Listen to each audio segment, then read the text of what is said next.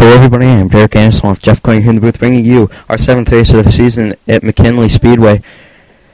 This is a full coverage race, our second one of the seasons. We had one earlier at Daytona. As you can see, the starting grid scrolling across the bottom of the screen. Justin Pisani gets the pole award, and he has a teammate next to him, number 61, Christopher Casoro. He has not had a lot of luck this season, nor has Justin Pisani really, but he's keeping his way in points as he is up in the top 20. 13th to be exact in the points. Christopher Casoro on the front row almost every week. He is a great qualifying driver, but he has not had the luck in the races. Hopefully he can turn that around. Another top story this weekend, we have a bunch, I'm telling you, a bunch of one-off cars in this race due to the full coverage that we are bringing to you today. Jeff, you can mention some. We had 77 Ayers cars at the track, when usually we have about 64 roughly. 77 cars at the track. A few of them that made this race were Jeff Lautenschlager, Gary DeSouza. You can see some of them you haven't seen in the regular races on the bottom of the screen there. And Herb Slancho starting third. You know, he good on short tracks, I would say. He put on a pretty good show at Daytona, led a few laps, and hopefully he can do something today.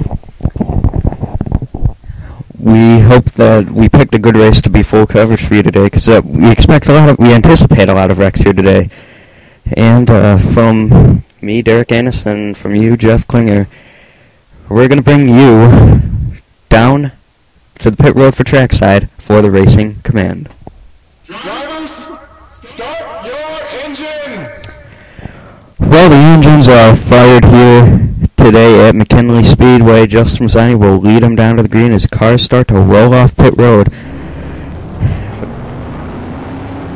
Who's going to wreck? You know, you don't know, because at McKinley, it's always a mystery.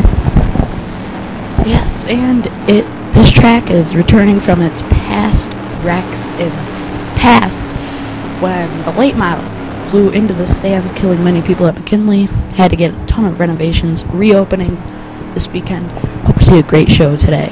And look for some wrecks at the front of the pack. That's where we saw him in AYG practice in the race and AYG. So, Derek, on to you. The pace car heads on to pit road. I am Derek Anderson along with Jeff Clayton with bringing you our second full coverage race of the season. We hope you enjoy this one as Justin Pisani leads him down to the green with Christopher Casoro right next to him. Here we go at McKinley. It's going to be fun. It's going to be a mystery. We don't know. Here we go, and the green flag is in the air.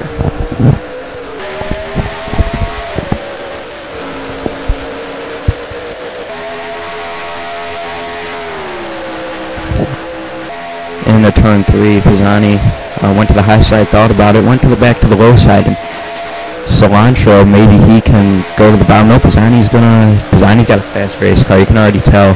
So does Cilantro. Christopher Casoro, car slipping back a little bit. Look who else is up there, the wrecking king this season. Jeff Ginger qualified good here at McKinley. He qualified 5th, I believe. Look, Gary DeSouza. He has moved his way up to 4th in that number 80 IKEA Dodge. Passing Christopher Casoro at the moment. He has shown a lot this weekend, and hopefully he can get a future ride in the ARS. Pisani's still leading, but he's not pulling away, as we still have a bunch of 2-wide racing throughout the pack. Top 3 cars, maybe top 4, have broken single file. And Pisani still continuously, he's got a fast race car, you can just tell right now. Carter trying to make the inside line work. Carter is great at super speedways, but he has had a lot of luck at short tracks. Hopefully he can try something different today, and right now it's working for him. Christopher Casoro all the way back to 7th at the moment. You can already tell that outside line is not going to be where you want to be in this whole race, but we have a nice little battle brewing at the front, as Herb Slancho is not gonna let Justin Pisani pull away here. He's knocking on the door and for that first position. Look at him, he's pulling right up to the back bumper of Justin Pisani. He wants to get behind that. He's trying to get him loose in the turns, slip him up high so he can go to the inside and gain the lead away from Pisani. Pisani, championship, no win. Hoping for one today, and looks like he has the car to do it. He has the potential. He's hungry for one. And I don't think Cilantro's going to let him have it that easily.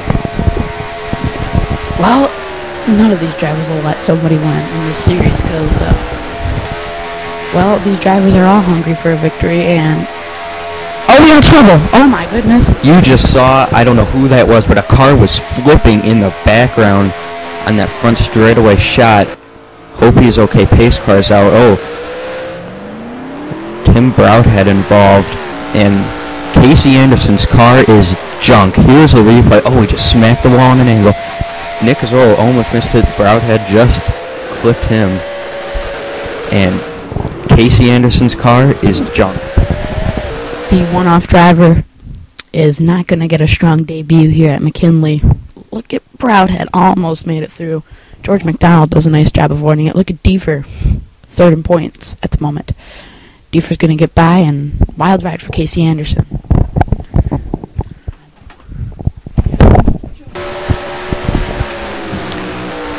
On board, Timothy Brownhead.